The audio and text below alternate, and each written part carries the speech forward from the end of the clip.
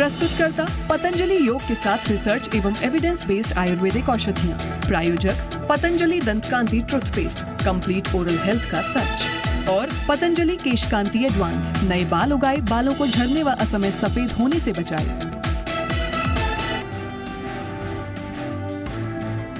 उतार चढ़ाव के बीच बाजार लगातार चौथे दिन गिरावट के साथ बंद। निफ्टी 68 अंक गिरकर 19,674 पर बंद। सेंसेक्स भी 200 अंकों से ज्यादा फिसला।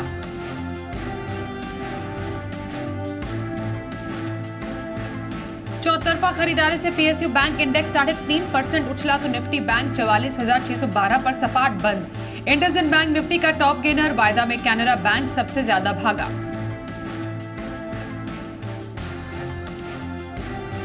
जेपी मॉर्गन के इमर्जिंग मार्केट बॉन्ड इंडेक्स में भारत की होगी एंट्री। देश में करीब 2.25 लाख करोड़ रुपए का भारी निवेश आने का अनुमान।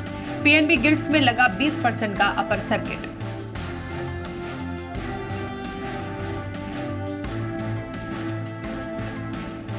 समही होटल 7% प्रीमियम के साथ 134 रुपए पर लिस्टिंग तो जैगल प्रीपेड की 164 रुपए की इशू प्राइस पर हुई ठंडी लिस्टिंग।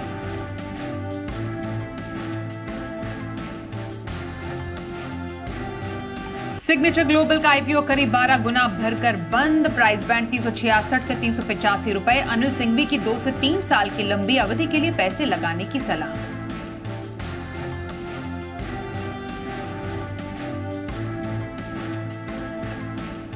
नमस्कार, बाजार अगले हफ्ते में आप सभी का स्वागत है। इस शो में हम आपको बताएंगे शुक्रवार के बाजार का पूरा एक्शन, साथ ही सोमवार के लिए स्ट्रेटजी और शेयरों में कमाई के शानदार मौके भी। आप भी पूछ सकते हैं सवाल। फोन नंबर नोट कर लीजिए 0222300164 या फिर आप हमें 0222300165 पर कीजिए कॉल। फेसबुक पर @जी बिजनेस ऑनलाइन और ट्विटर यानी एक्स पर आप @जी बिजनेस पर अपने सवाल भेज सकते हैं #बाजार आज और कल लिखकर। सोमवार की आपकी तैयारी कराएंगे जी बिजनेस के मैनेजिंग एडिटर अनिल सिंघवी। साथ ही हमारे साथ एक और खास मेहमान है आज, मोतीलाल ओसवाल के चंदन तापड़िया। चंदन जी, स्वागत करते हैं आपका आज के शो में।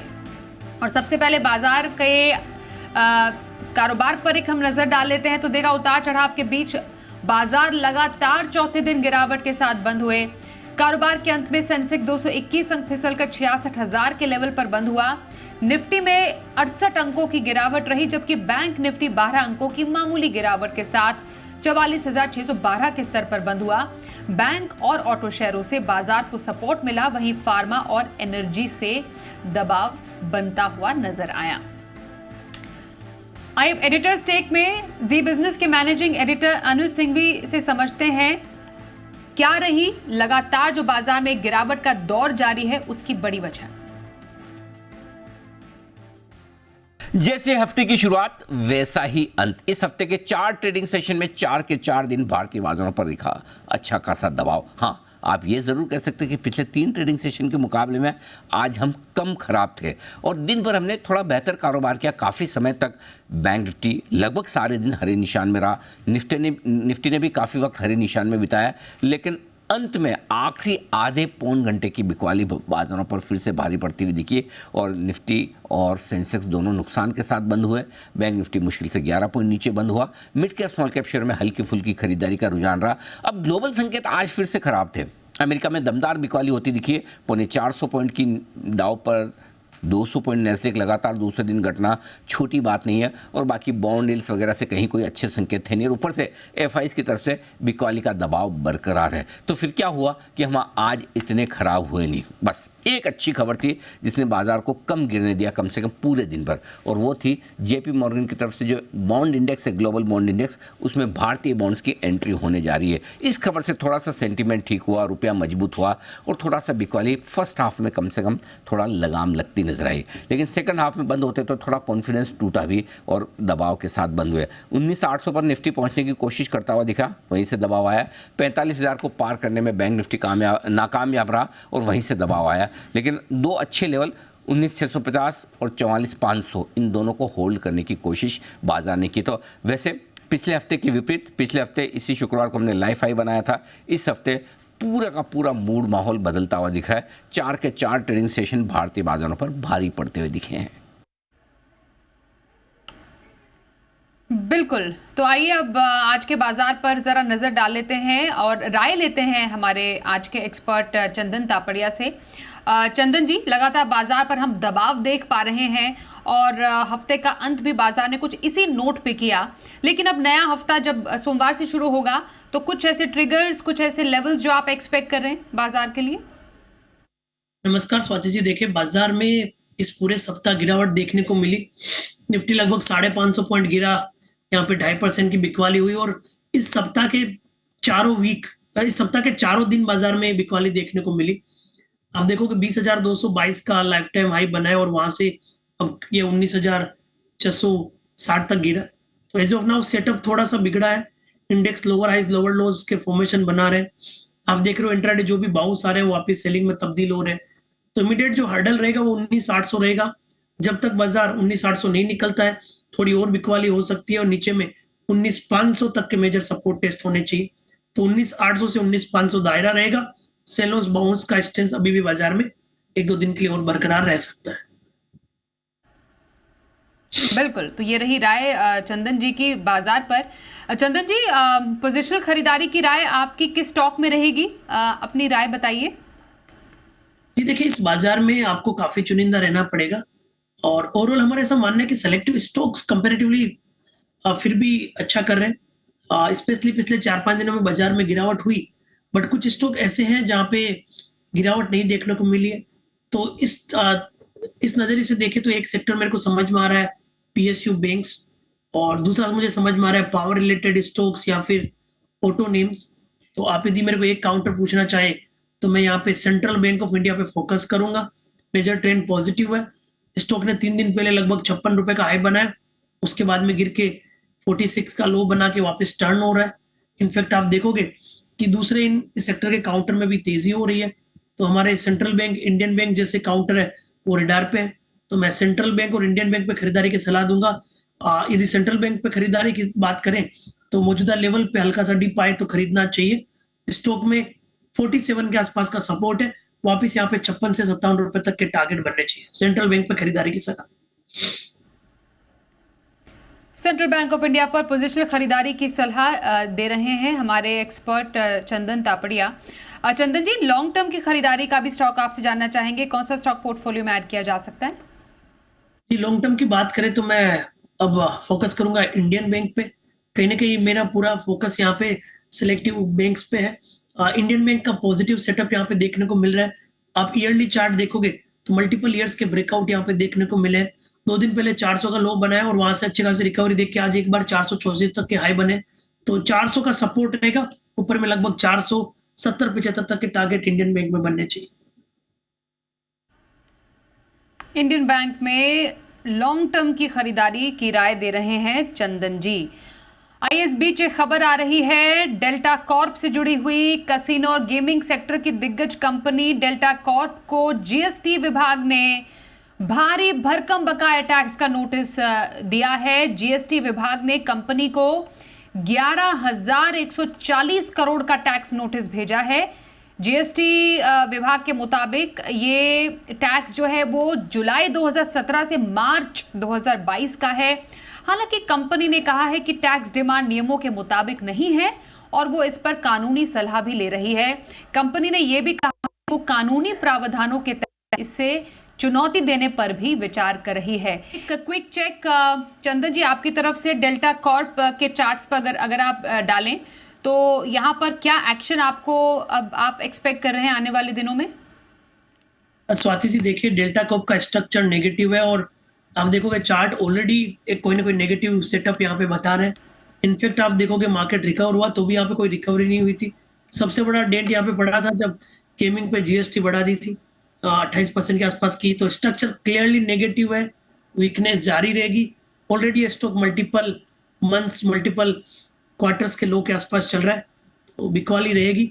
मैं यहाँ पे सीधा ईयरली चार्ट पे देख रहा हूँ, आपका लगभग 2021 का लो था 138, 140, वहां तक के डाउन साइड भी ओपन हो रहे हैं। तो एज ऑफ नाउ देखें तो 182 का रेजिस्टेंस रहेगा, नीचे में 150, 145 तक के डाउन साइड यहाँ पे ओपन हो रहे हैं। बिल्कुल सर। आइए पहले कॉलर से बात कर लेते हैं। इस वक्त हमारे साथ हैं दिल्ली से गुलाब सिंह। नमस्कार, बताइए कौन सा स्टॉक है आपके पास? नमस्कार जी जी मैम, पूछिए मेरे सवाल। में 200 शेयर थे IRISC के एट द रेट ऑफ 77। तो मेरे को ये बताइए, जानना था कि मैं होल्ड करूं, सेल करूं या अभी बाय करने और मेरे को। ओके चंदन जी, क्या आप इनको सलाह देंगे? IRFC में अभी 77 की खरीद है इनकी। देखिए 77 पे खरीदारी है और स्टॉक लगभग आपके भाव के आसपास ही चल रहा है। जरूर 7-8 दिन पहले इसमें 92 तक के मूवमेंट बने थे। ओवरऑल हम CPSE इंडेक्स पे पॉजिटिव है, ऊपर के लेवल से डिप है और आप वापस बाइंग पे खड़े हो ऑलमोस्ट, तो होल्ड करने की सलाह रहेगी। यदि आप पोजिशनल ट्रेडर हो तो इसको बरकरार रह सकते हैं। हमारा ऐसा मानना है कि लगभग 65-67 के सपोर्ट नहीं तोड़ेंगे, वापस 85 से 92 तक के अपसाइड बनेंगे, तो आप इस पोजीशन को आप होल्ड कर सकते हो। कहीं ना कहीं रेलवे सेक्टर यहाँ पे पॉजिटिव लग रहा है, वापस यहाँ पे मोमेंटम बनेगा, हल्का सा मार्केट रिकवर होता है तो आपके प्राइस से मूवमेंट दिखा के 85-92 तक के लेवल भी यहाँ पे बन सकते हैं। तो IRFC में होल्ड करने की आपके लिए सलाह आ रही है चंदन जी की ओर से। अगले कॉलर महाराष्ट्र अहमदनगर से आनंद पवार इस वक्त हमारे साथ है। नमस्कार, पूछिए सर सवाल अपना। नमस्ते सर जी। हेलो जी मेरे पास पारादीप फॉस्फेट के शेयर है 2061 के प्राइस के ऊपर, तो उसको लॉन्ग टर्म में टारगेट क्या रहे या अभी प्रॉफिट बुक करके छोड़ दो? हाँ, मुनाफा तो इन्हें अच्छा हो रहा है, 61 की इनकी खरीद है। सर लॉन्ग टर्म के लिए आप क्या लेवल्स देख रहे हैं पारादीप फॉस्फेट्स में, और फिलहाल अभी इनके खरीद के हिसाब से क्या इन्हें करना है? जी देखिए, इनकी खरीद से प्राइस ऊपर ही है, तो इनको पोजीशन बना सकते हो। मेरे हिसाब से यहाँ पे 64-65 इमीडिएट सपोर्ट है, एज ऑफ नाउ पोजीशन में बने रहिए। ऊपर में 82 से 85 तक के लेवल बने तब जरूर आप थोड़ा बहुत मुनाफा वसूली करने की सलाह रख सकते हैं। बिल्कुल, तो यही राय आपके लिए रही पारादीप फॉस्फेट्स पर हमारे एक्सपर्ट चंदन जी की ओर से। कोलकाता से दीपक अग्रवाल जी से भी बात कर लेते हैं। नमस्कार दीपक जी, बताइए क्या सवाल है आपका?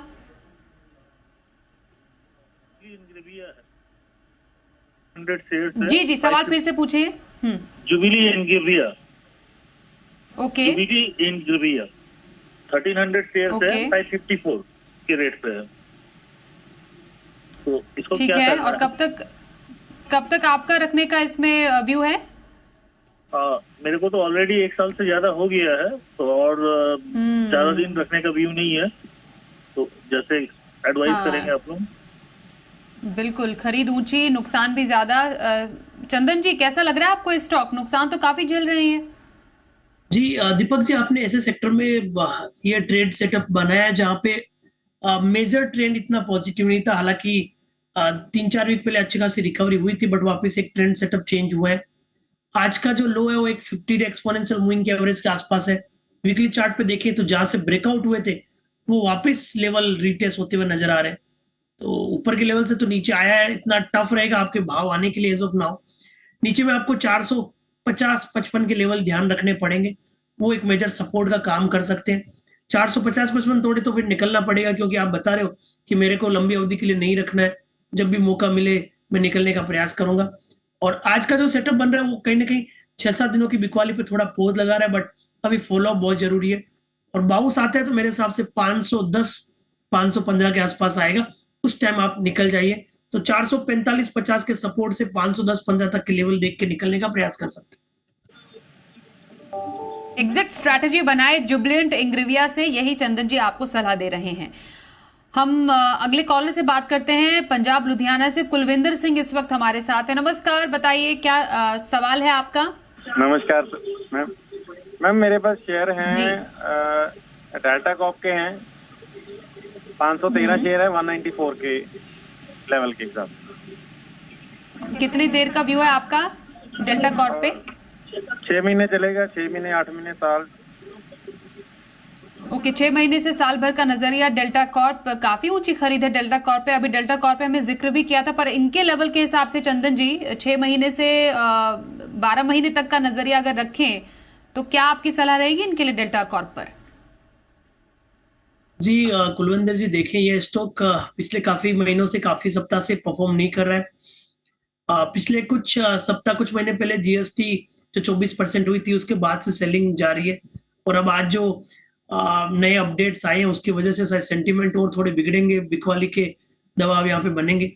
इवन स्वाति जी ने हमें डेल्टा ग्रुप के बारे में पहले भी चर्चा की थी, मैंने तो यहाँ पे काफी नीचे के टेक्निकल लेवल बताए हैं, तो 150 145, अब जो भी गैप डाउन होगा आपको बेयर करना होगा। कहीं ना कहीं मेरा तो यही मानना है कि कोई भी मौका मिले एक बार निकल जाइए, दूसरे सेक्टर दूसरे स्टॉक पे जाइए, तो कम से कम वहां पे रिकवरी होने की चांस रहेगी, क्योंकि काउंटर दबाव में है और दबाव वाला काउंटर रिकवर होना काफी टफ है। और आप देखोगे हर्डल कंटिन्यूसली नीचे की तरफ आ रहे हैं, इमीडिएट जो हर्डल है वो 182 का है, उसके बाद में 190 के आसपास है, और अभी यदि यहाँ से गिरावट हुई तो आपका हर्डल भी 170 के आसपास हो जाएगा। तो मेरा तो यही मानना है कि इस स्टॉक से अवॉइड करें, जो भी थोड़ा बहुत लॉस होता है लेके निकले, ताकि दूसरे कहीं और स्टॉक में कमाने के मौके मिल जाए। तो लॉस बुक करके डेल्टा कॉर्प से निकलने की आपके लिए सलाह आ रही है चंदन जी की ओर से। कोलकाता से शंकर जी से बात कर लेते हैं। नमस्कार, बताइए कौन सा स्टॉक आपके पास है? नमस्कार मैडम, मैं चंदन जी का बहुत बड़ा फैन हूँ। मेरा 3 सवाल था। चंदन जी के कहने पर मैंने गार्डन रिच शिप बिल्डर्स और कोचिन शिपयार्ड लिया था। कोचिन शिपयार्ड मेरा 1220 पर लिया हुआ है और गार्डन रिच शिप बिल्डर मेरा 930 पर लिया हुआ है। और रेलवे स्टॉक पर इनका व्यू जानना चाहता हूँ। इन्होंने अभी जैसे सेंट्रल बैंक कहा है, यूको बैंक और आईयूबी पर भी इनकी राय क्या है? होल्ड करना चाहिए क्या तब? Okay Chandan ji, over to you. Garden Reach, Cochin Shipyards इनके पास है। रेलवे स्टॉक्स पर आपकी राय लेना चाहते हैं, और बैंक जो जिसका जिक्र किया खास तौर पर उनकी बात भी। जी बहुत बहुत धन्यवाद। आप हमें और जी बिजनेस को फॉलो करते, और आशा है कि आप फॉलो करते हैं तो जरूर आपको अच्छे स्टॉक्स मिलते हैं। मैं आपको बताऊंगा स्वाति जी और कि जीआरएससी, कोचिन शिपयार्ड हम कंटिन्यूअसली बोल रहे थे और इतना कन्विक्शन आपके चैनल पे दिया तो काफी लोगों ने इसका फायदा उठाया। बट आप समझ रहे हो कि निफ्टी जब ऊपर से गिर रहा है और मिड कैप स्मॉल कैप गिर रहे हैं तो अच्छा स्टॉक्स भी अपने आप को संभाल नहीं पाएगा, और स्पेशली ग्लोबल मार्केट की वजह से जो सेलिंग प्रेशर आया है तो सारे के सारे काउंटर में थोड़े उठापटक रहेंगे। अब मैं जीआरएससी की सबसे पहले बात करूं तो ये काउंटर में अच्छा खासा मूवमेंट बना था। आई थिंक गिरावट के बावजूद भी इनको कोई बड़ा नुकसान नहीं होना चाहिए। अभी भी ऊपर में 974 के आसपास गया था, हमारे जो शॉर्ट टर्म टारगेट थे वो अचीव हुए यहाँ पे। और आप देखोगे उसके बावजूद भी इसका जो मल्टीपल सपोर्ट है 750 770 वो होल्ड कर रहा है। तो अब इनको ये सलाह रहेगी कि आप यदि ट्रेडर है तो 850 के ऊपर जाए तो आप इसलिए 840 से 850 के ऊपर जाए तब ले, तो आपको 950 तक के लेवल बनेंगे। और नीचे में एवरेज मत करें एक बार, क्योंकि वीकली चार्ट में थोड़ा सा निगेशन बन रहा है। माजडोक की हम बात करें यहाँ पे, तो माजडोक भी काफी बार मैंने रिकमेंड किया यहाँ पे। ऊपर के लेवल पे लिया है तो जरूर आपको कुछ नहीं मिला होगा, बट नीचे के लेवल से अच्छा खासा रिटर्न बना हुआ है। अभी भी माजगांव डॉक स्ट्रॉन्ग है, मैं इस पर रेडार रखा हुआ हूँ। मैं जस्ट वेट कर रहा हूँ कि 2260-70 निकल जाए। 2260-70 निकल जाए तो यहाँ पे 2350 से 2480 तक के वापस टारगेट बनेंगे। बाजार 500 550 पॉइंट गिरा है, फिर भी इस काउंटर में कोई बड़ी बिकवाली नहीं है और इमीडिएट पैटर्न बना रहा है। 2250 के ऊपर मैं इनफैक्ट नए ट्रेडर्स को भी यहाँ पे खरीदारी की सलाह दूंगा। ओवरऑल माजडोक रखा जा सकता है, शिपिंग काउंटर रखे जा सकते हैं। यूको बैंक की बात करें तो पिछले कुछ दिनों से हम सारे के सारे सीपीएससी और पीएसयू काउंटर पे खरीदारी की सलाह दे रहे हैं, चाहे इंडियन बैंक हो, चाहे महाराष्ट्र बैंक रहे, या फिर केनरा बैंक हो, या एसबीआई हो, इवन यूनियन बैंक भी हमने काफी बार सजेस्ट किया है। तो UCO Bank as of now hold करने की सलाह रखेंगे। आप याद रखें 38, 50, 39 का मेजर सपोर्ट है, उस सपोर्ट को बना के रखें, ऊपर में 48 से लेके 50 तक के टारगेट के लिए। बिल्कुल, तो रही आपके स्टॉक्स पर राय चंदन जी की तरफ से। एक ब्रेक भी लेते हैं यहाँ पर और आगे हम ग्लोब कैपिटल मार्केट्स के हिमांशु गुप्ता से जानेंगे सोमवार के लिए ऑप्शन कॉल्स।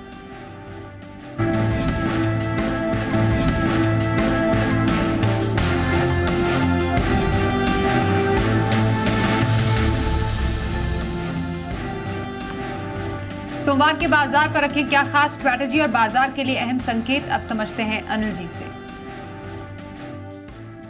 जहाँ तक सोमवार के बाजारों का सवाल है, वैसे भारतीय बाजारों के बंद होने के वक्त डाउ फ्यूचर्स हल्के हरे निशान में थे, नैस्डैक फ्यूचर्स भी 35 पॉइंट ऊपर, डाउ फ्यूचर्स 70 पॉइंट ऊपर, नैस्डैक फ्यूचर्स 2 दिनों से तेजी से गिरने के बाद हल्की फुल्की रिकवरी के संकेत जरूर डाउ फ्यूचर्स दे रहे हैं, लेकिन कहना मुश्किल है कि एग्जैक्टली अमेरिका में किस तरह का कारोबार होगा और सोमवार को डाउ फ्यूचर्स क्या करेंगे। इन सब के दम पर हम ग्लोबल संकेत लेंगे, लेकिन असली संकेत हमारा अपना होगा।